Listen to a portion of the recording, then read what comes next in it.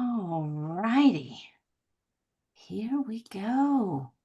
And hello, everyone. Welcome to Cosmic Conversations. I'm your host, Sheila Seppi, and you are watching and listening to us on the Conscious Awakening Network. Now, if you're viewing us on the website, welcome, welcome, welcome. And I invite you to take a minute and look around, especially at our upcoming event this weekend, where we have our guest speaker tonight, Ella LeBain. We have Vivian Chevet, Debbie Solaris, and Jerome Martin, all sharing messages from the stars, unlocking humanity's galactic history. And it's not just a conference, this is a cosmic awakening and your call to awaken within. Now, you'll discover revelations that bridge ancient wisdoms, spiritual awakenings, and advanced extraterrestrial contact through the live experiences and the expert insights of these world renowned speakers.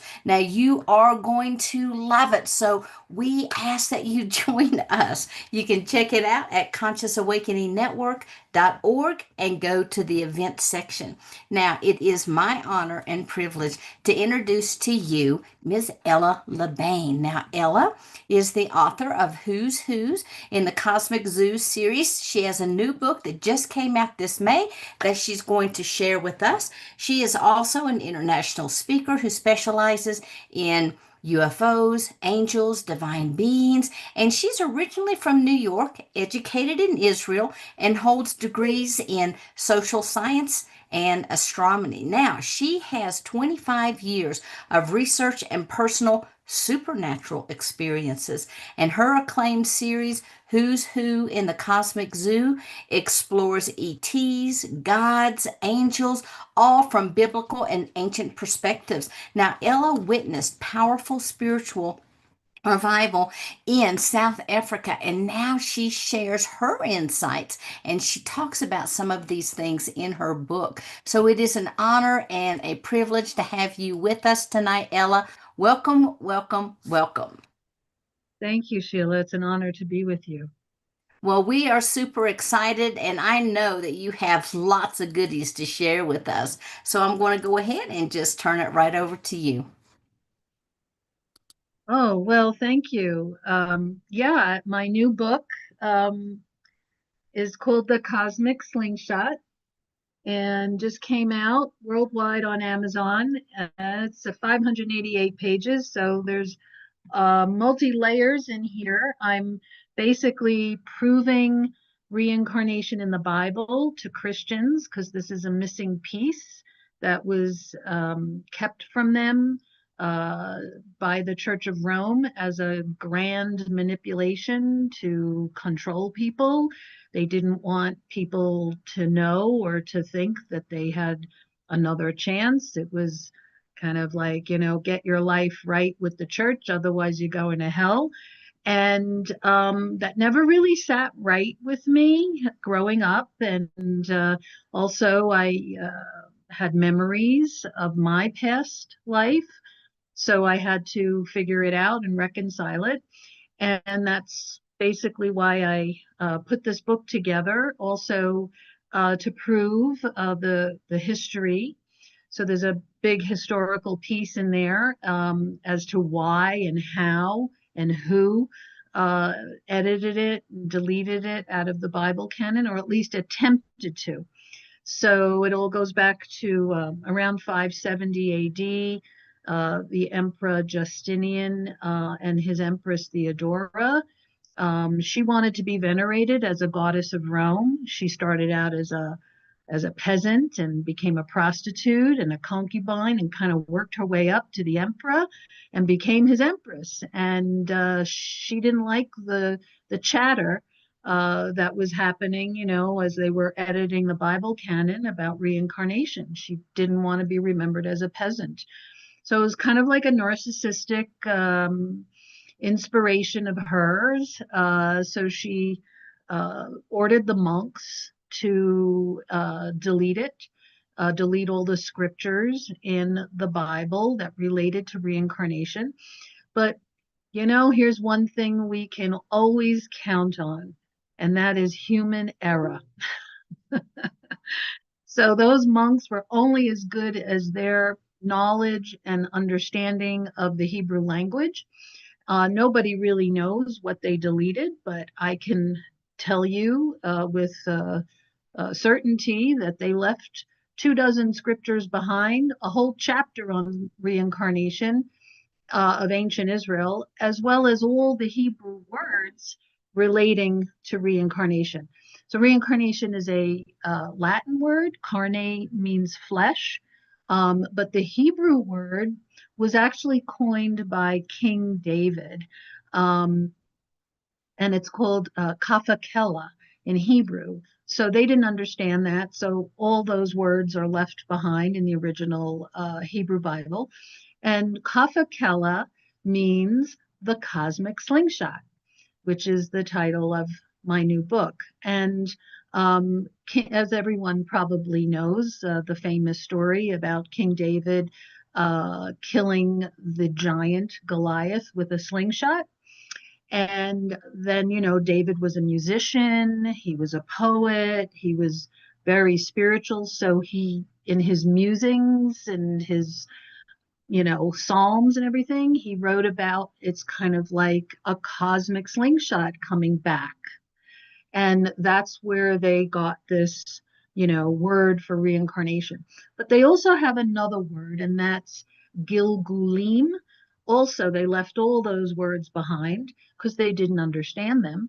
And they're in the books of Ezekiel. And the Gilgulim is wheels within wheels, or the wheels of the soul. So this has to do with the transmigration of souls.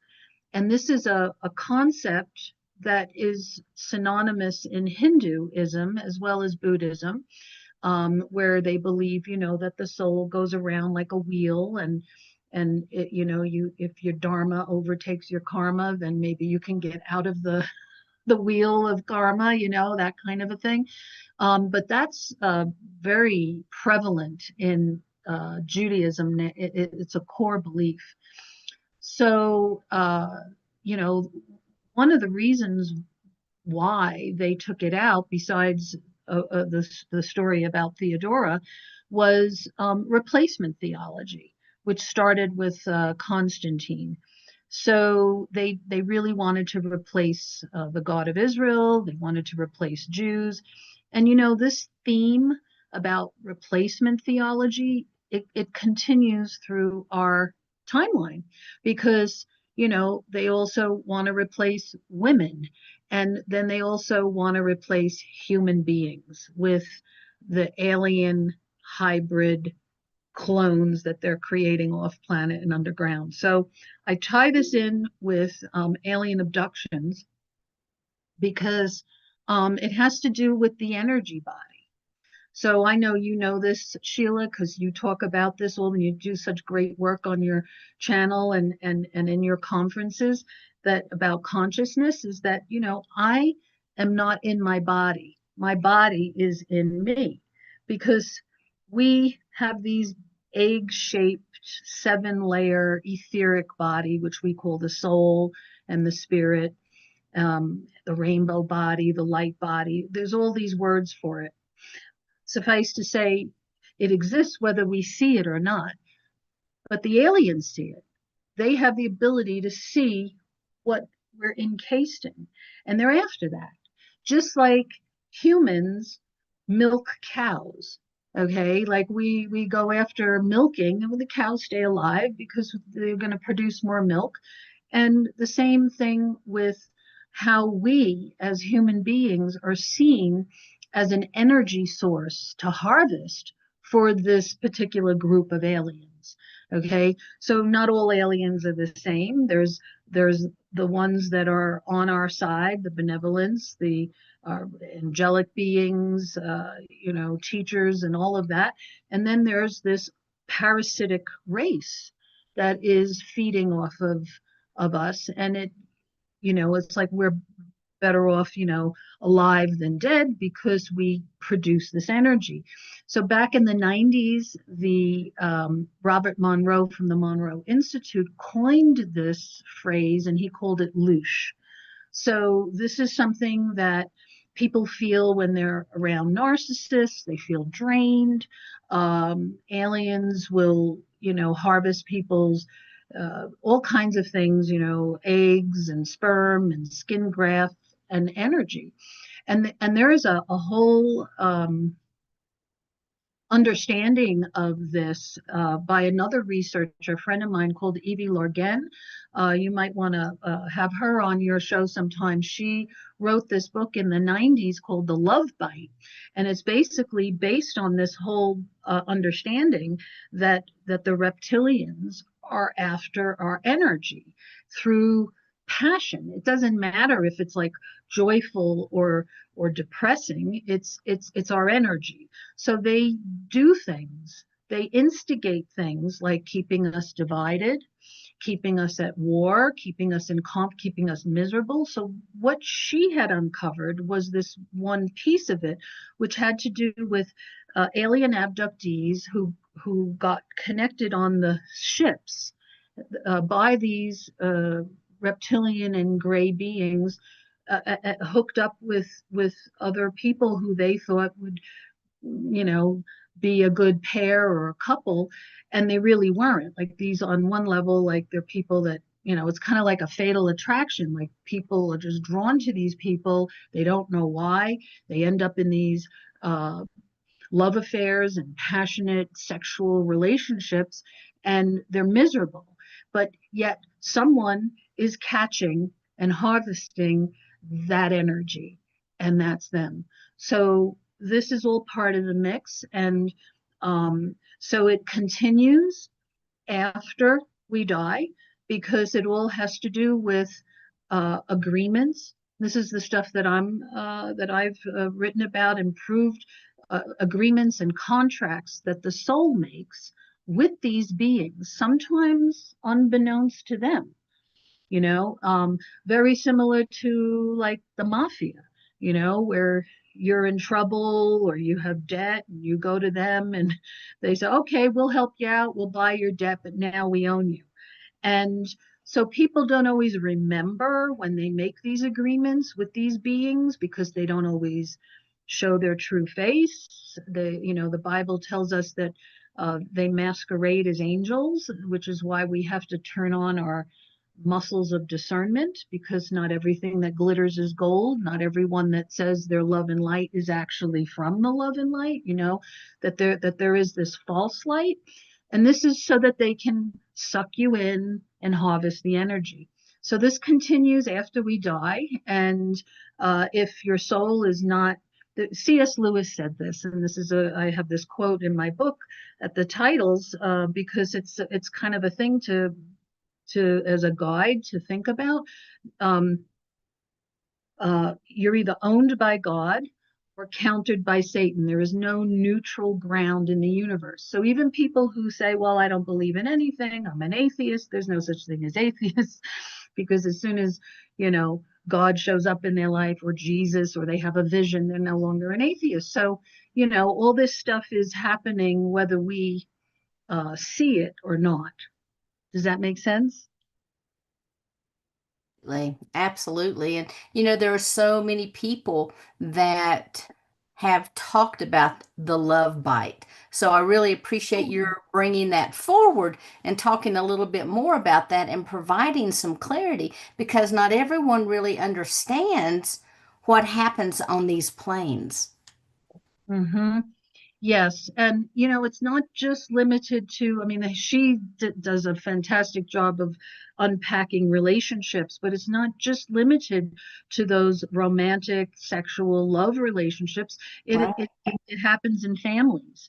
It happens between, different types of family relationships, and bosses, and slaves, and servants, and it just goes on and on. So, it's like, if we remember that we're this, I'm not in my body's in me, that when this body ceases to exist, I will continue. But who do I go to when I die? And that's the whole idea, behind the cosmic slingshot. Because So the Torah says that if you are considered like a righteous person in God's book of life, you're written in the book of life, you can have up to 1,000 generations, meaning you can live up to 1,000 lives. Okay, so how the Christians miss this, I don't know, but it's right there in the Torah. Okay, and it's unpacked in the, I guess they have to kind of like unpack the Hebrew to see this, and I do that for them in the book. So all the scriptures are in there. But if you're contracted with the dark side, then that could be a problem in the afterlife. All right, which means that the reptilians will harvest and process your soul energy, and that includes your memories, that includes your experiences, like the stuff that we consider like negative and dark and, oh, I don't want to think about that, I don't want, it's traumatic. They're after all those pieces, because that to them means like it's soul. And they can take, I published this in my first book, because this is part of the research of abductees, is they can take a memory from one person and then they can put it into another person, where that other person is walking around thinking, they might be that person, but they're not, and they just got their memories transferred. And So here's another. are you talking when you say they, are you referring to extraterrestrials Well, or the alien governments the or alien presence, which I call them the alien presence, because they live and coexist on Earth with us. They are actually operating from inside the planet. Okay, so our planet has 11 different dimensions, and some of those dimensions are already documented in the Bible. There's 3 dimensions of hell, and then there's also the 3 dimensions of heaven, and they're all inside the earth.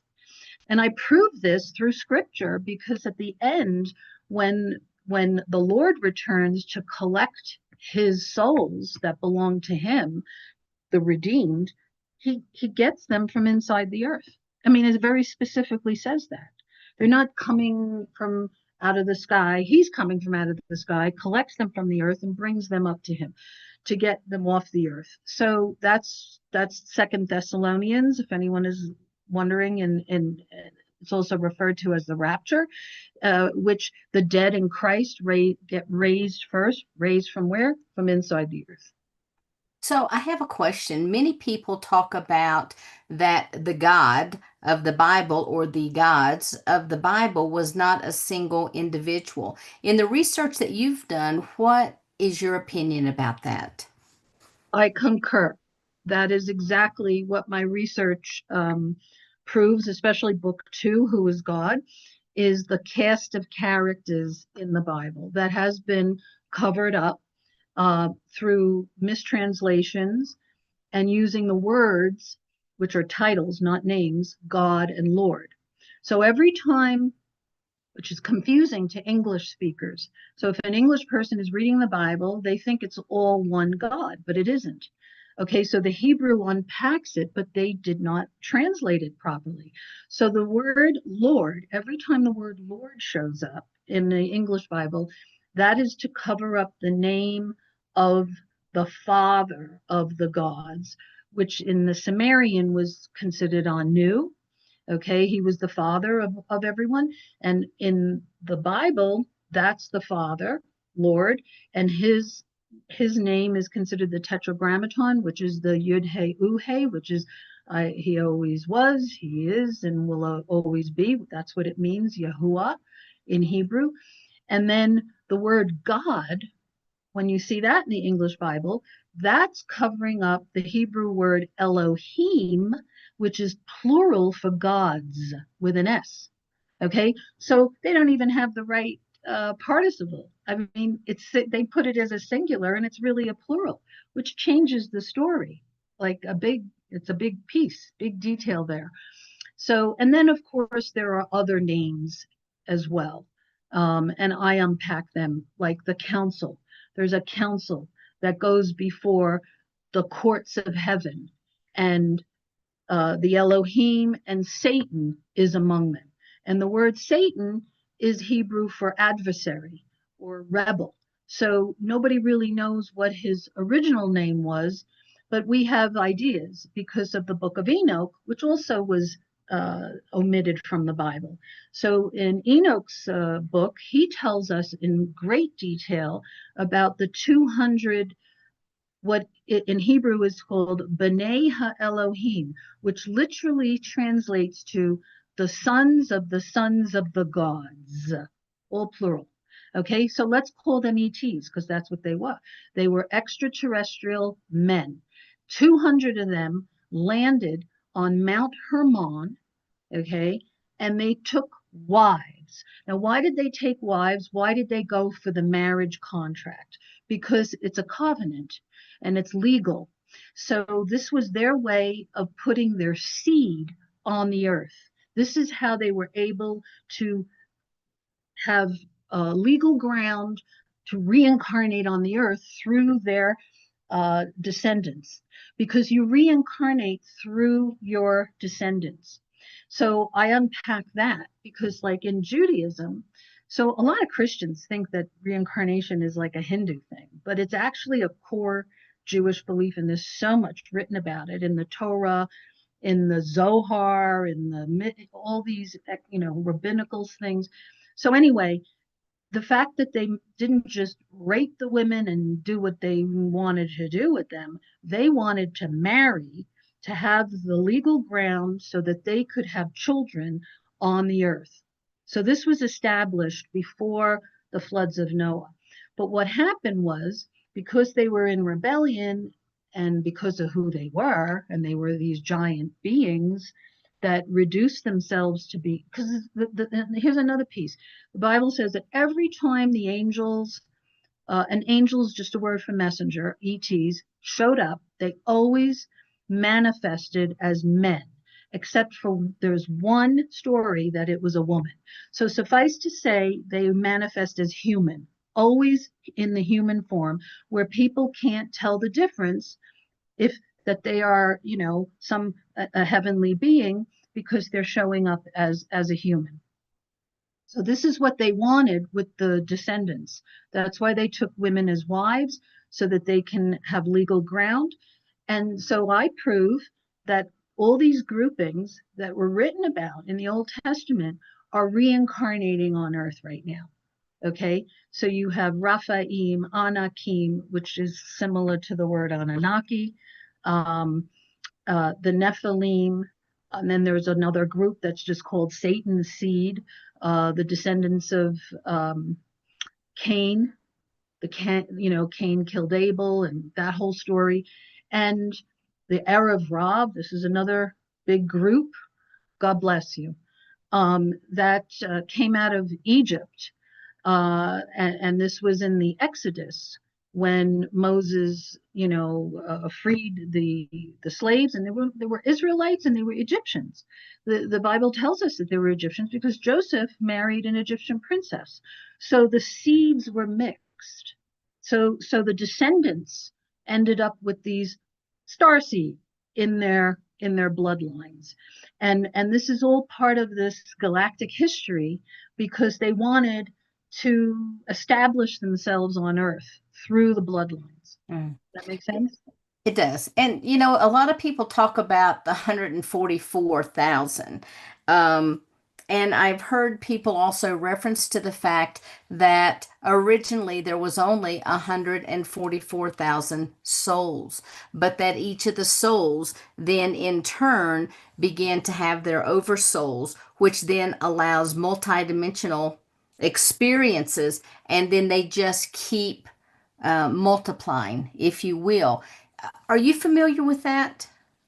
A little bit, but that's the Torah. The Torah actually talks about that, but Mm, but the numbers are different. It okay. has to do with the original six. So it's 6,000, 60,000, 600,000, 6 million, and so on. So and they do believe that same thing, except it's just a different number. But the 144,000 are mentioned in the book of Revelation. We don't have that number in the in the Old Testament, just in the revelation of Jesus Christ to St. John about the end times.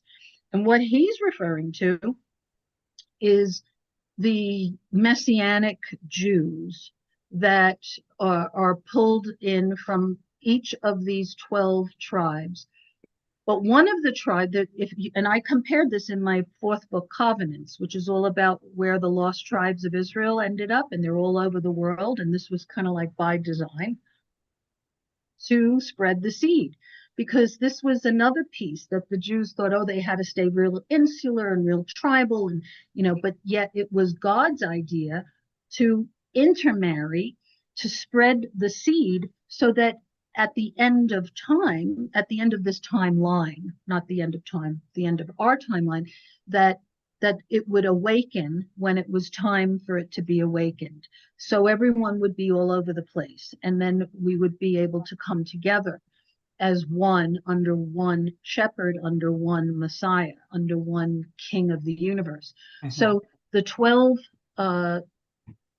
tribes that are mentioned in Revelation are different by two, because one of them got cursed in the book of Genesis. Okay, so Joseph, and he's the one that married the Egyptian princess, so he ends up, because he was the blessed one, and he's kind of like parallels Yeshua.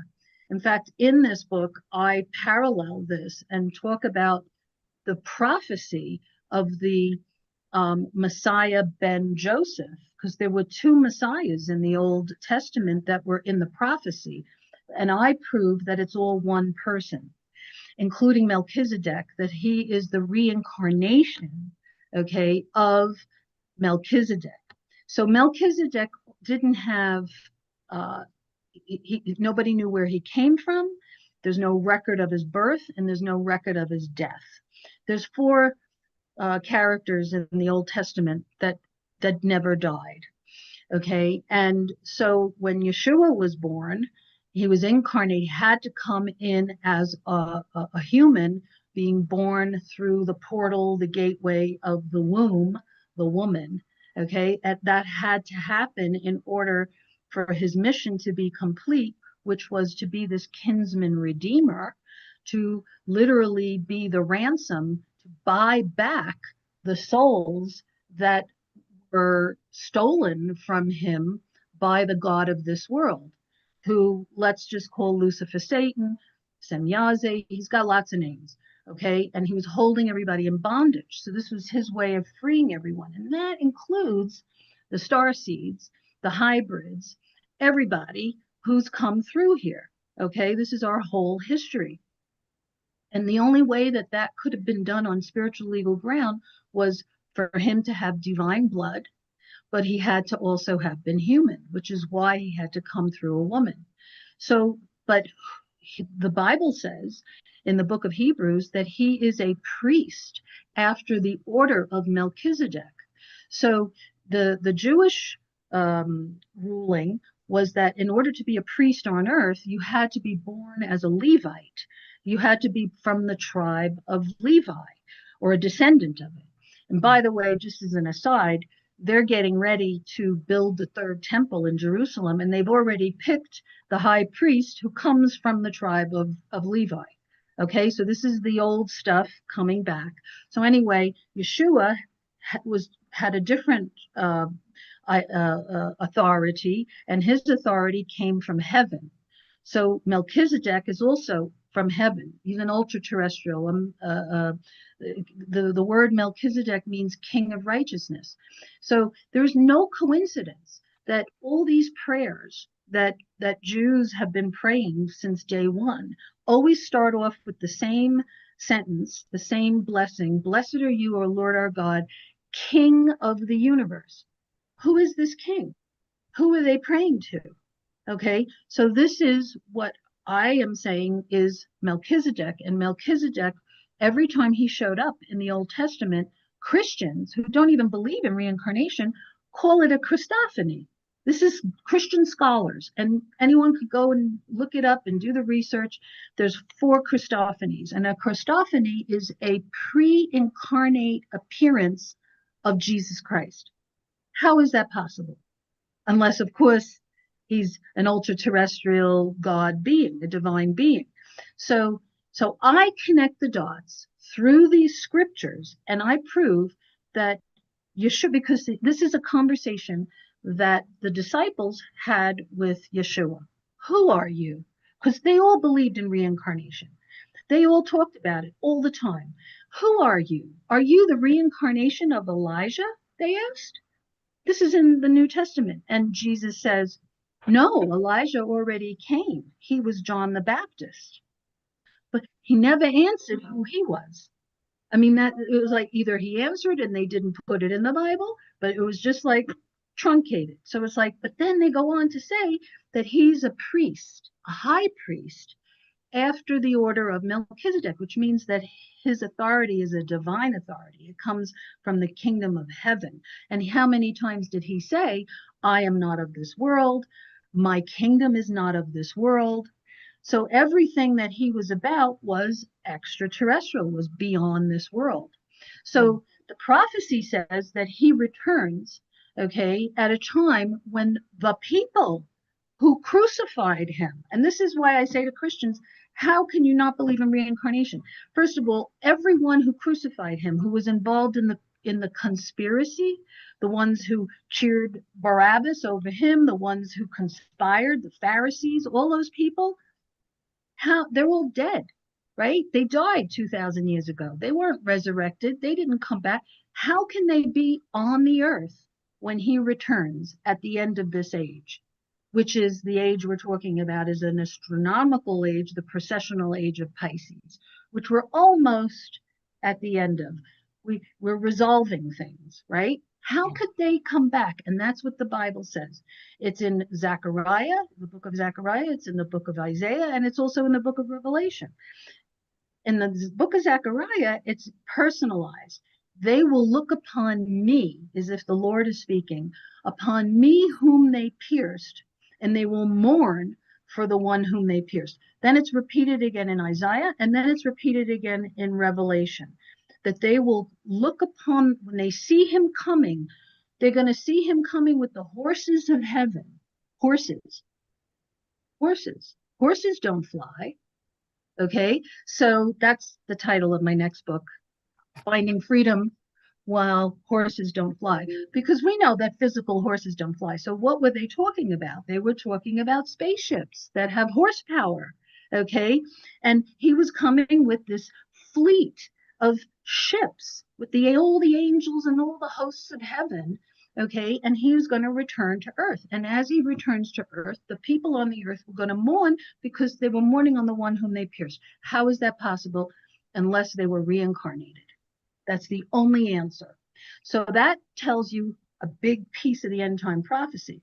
That everyone is coming back or is already here now. They're all here for this divine appointment, okay? Because it's a showdown, literally. It's a cosmic battle that's going to finally get resolved, okay, once and for all. And then the earth is going to get shifted and literally raised. And this is the ascension. This is the true ascension, is that when Christ returns, first of all, nothing negative, no death, no sorrow, no sickness can exist in his presence. That's just a fact. Okay, because whenever he shows up and people have encounters with him, they get healed just like that. Okay, so when he returns, all this stuff, he ends the curses. There's all these curses that are in the book of Genesis that everyone is under.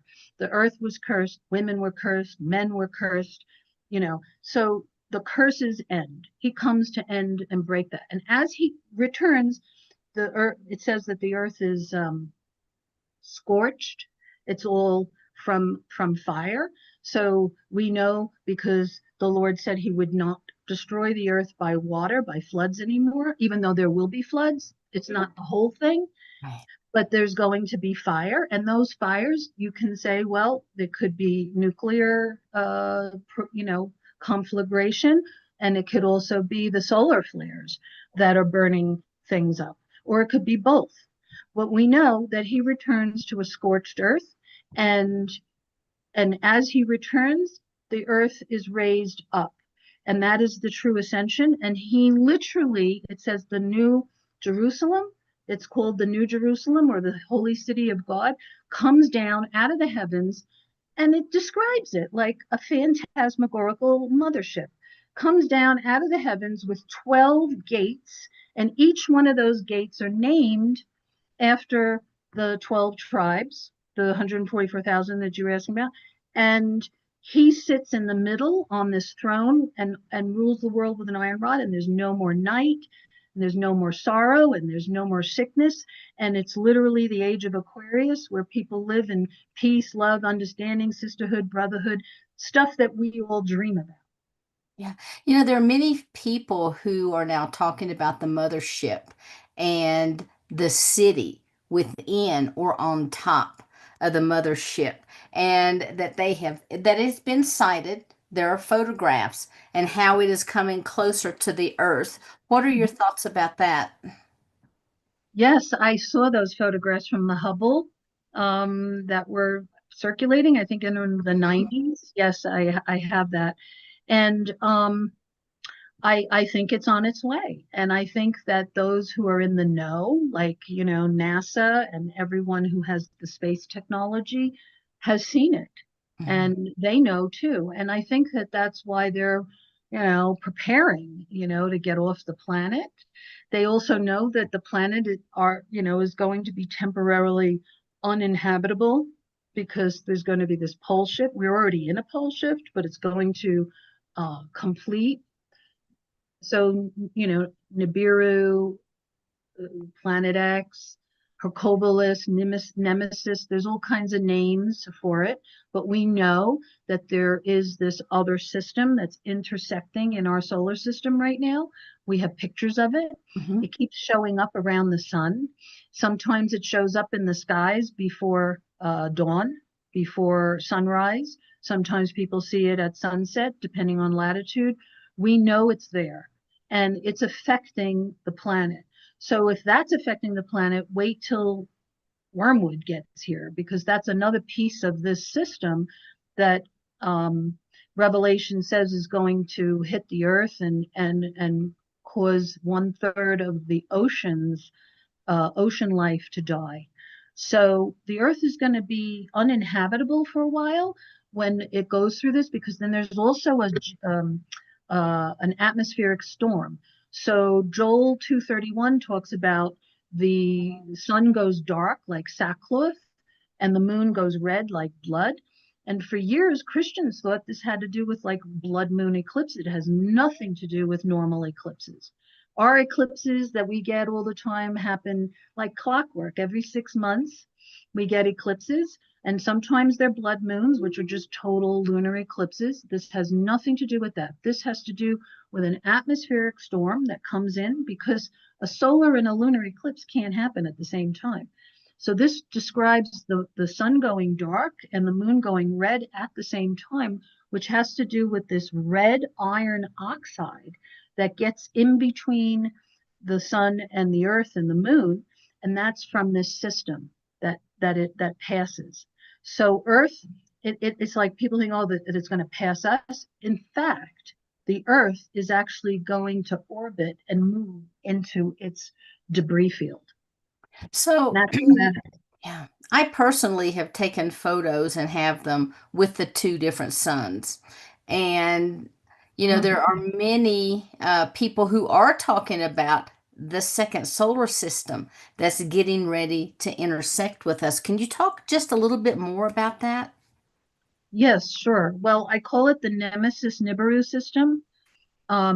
Nemesis is our binary twin, our sun's binary twin that is a brown dwarf star, and it's dead. So that means it doesn't radiate anymore like a star. But it's still in a cosmic dance in an orbit with our sun.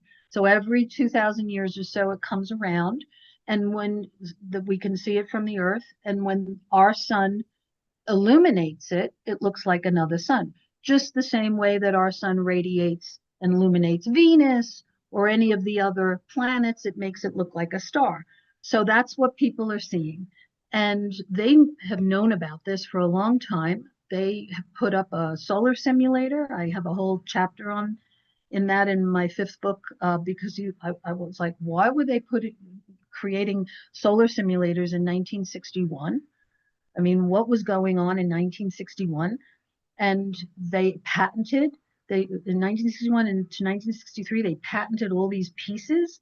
And then in 2011, they launched it.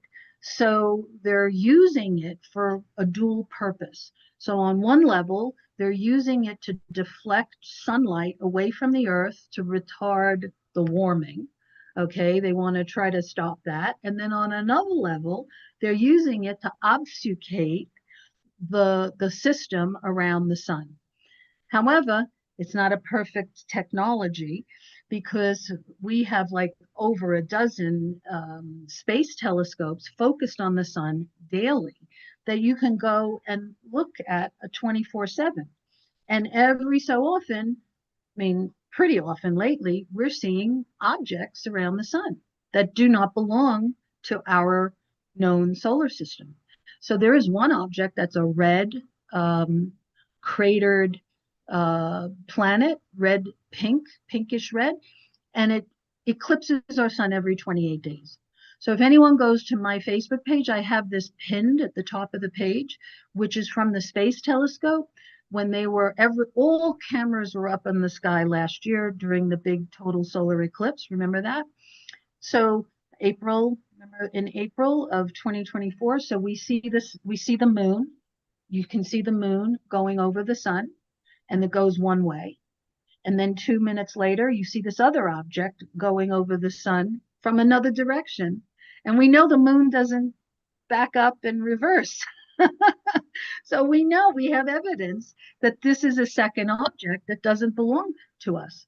But every 28 days, it eclipses our sun. Sometimes it's like a partial eclipse, sometimes it's a total eclipse. So the solar simulator covers that up.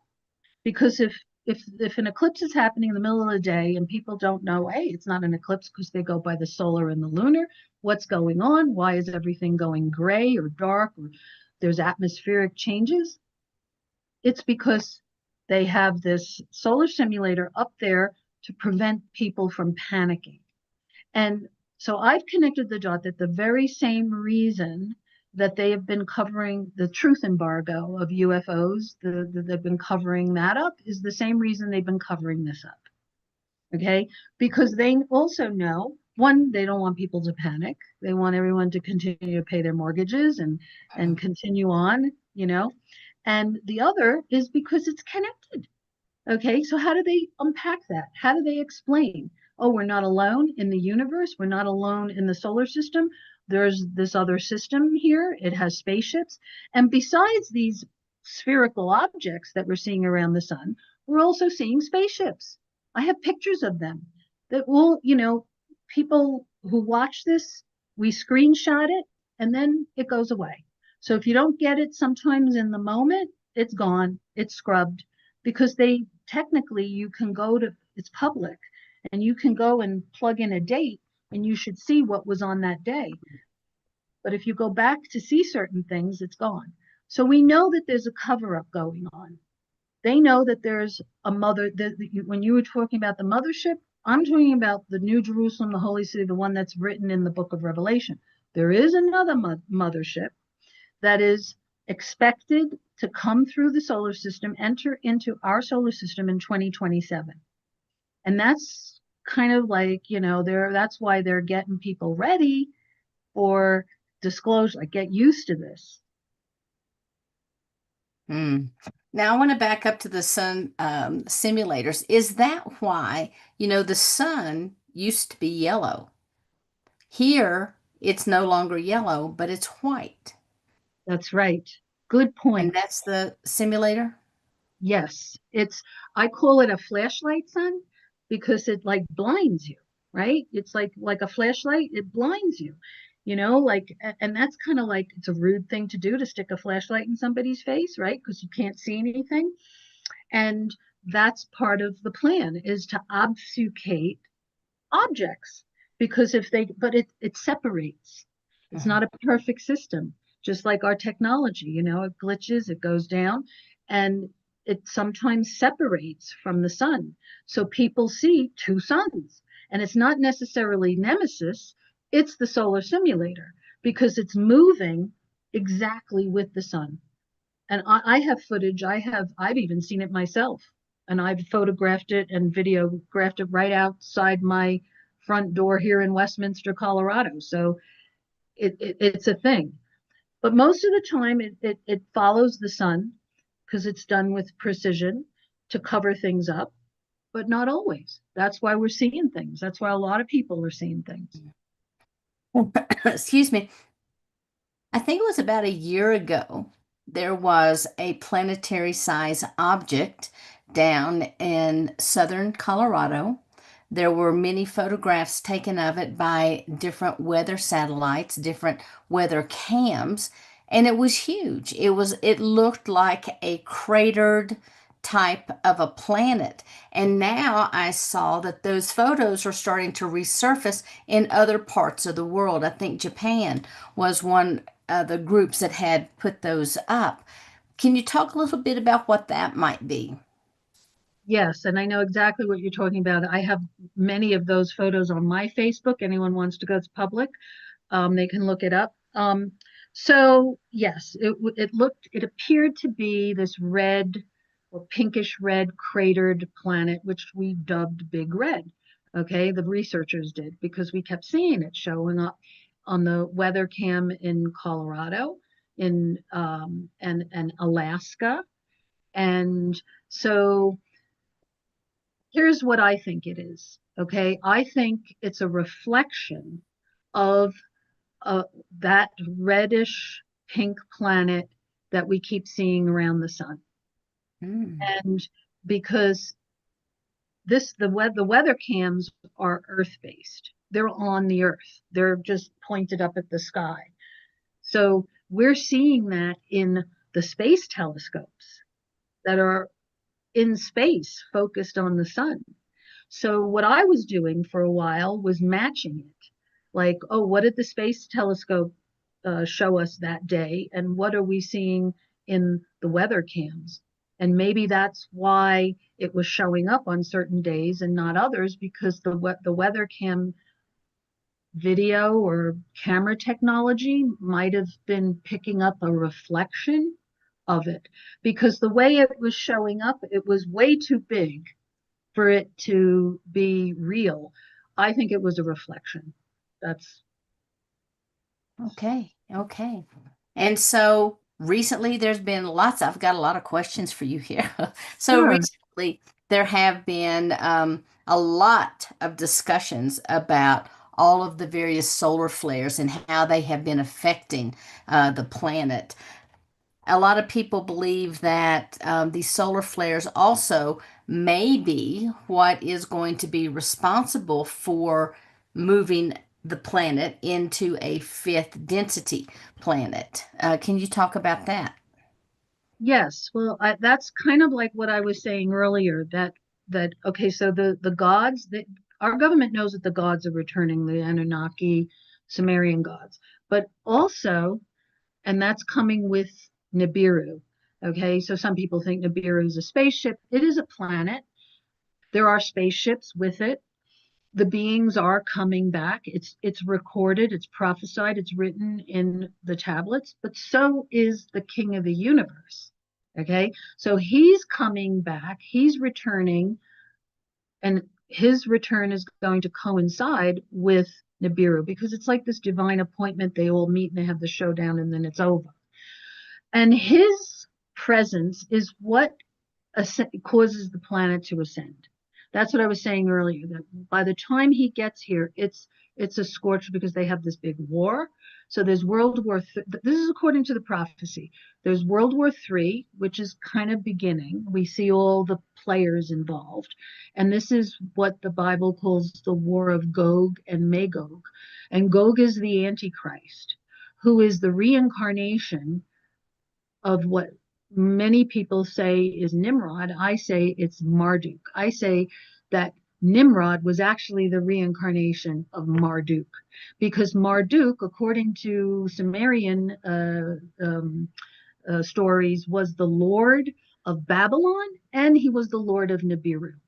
So he's the antagonist in this story. He's the one who wants to maintain control of the earth. So he leads this antichrist army, and he gets all these people, humans as well as the reptilian and the clones, the grays, and all of those dark forces, to go against the God of the universe and the King of heaven. And when he returns, there's this whole conflagration. The earth, it's burned up, and that's when the earth gets lifted up into fifth density, fifth dimension, the ascension, and it becomes literally heaven on earth, because he ends all of that. All the curses are broken, and he puts down the enemy. Okay, so they all get sent into what the Bible calls the lake of fire. And what I did in my sixth book is I identified, where is the lake of fire. It's not on earth. It's a place in the cosmos, in this area, that is considered the lake of fire. It's actually called that in astronomy language. So, like, the Mazarot in Hebrew is the constellations, and this is part of what I'm going to share on Saturday in our conference, is that all the stars were named by God. So, like the Bible tells us that God gave humans to be stewards of the earth and put them in charge of the animals and the creatures and everything else, but he named the stars because the whole entire story of our Milky Way literally reveals this divine plan of salvation by this kinsman redeemer who comes. And Jesus actually said this on earth. This is recorded in the New Testament, that I have to go. For he says, I'm going to prepare a place for you. My Father's house has many mansions. When he talks about my Father's house, he's talking about heaven, okay, and the kingdom of heaven. And when he's talking about mansions, same thing, heaven and stars, because in the Vedic astrology, mansions were another word for stars.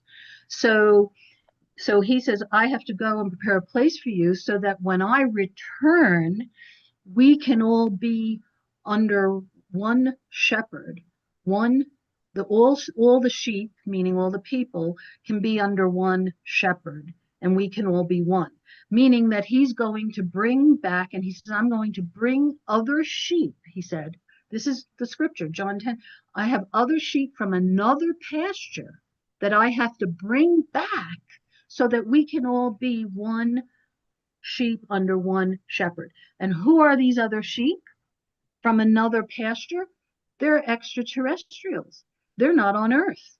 Okay. So he is the Messiah of the whole universe. He's the king of the universe. So the Mazarot tells this story, which is what I published in book 6, Heaven's Witness, of all the houses of heaven, all the houses that we call in astrology, you know, Aries, Taurus, Gemini, etc.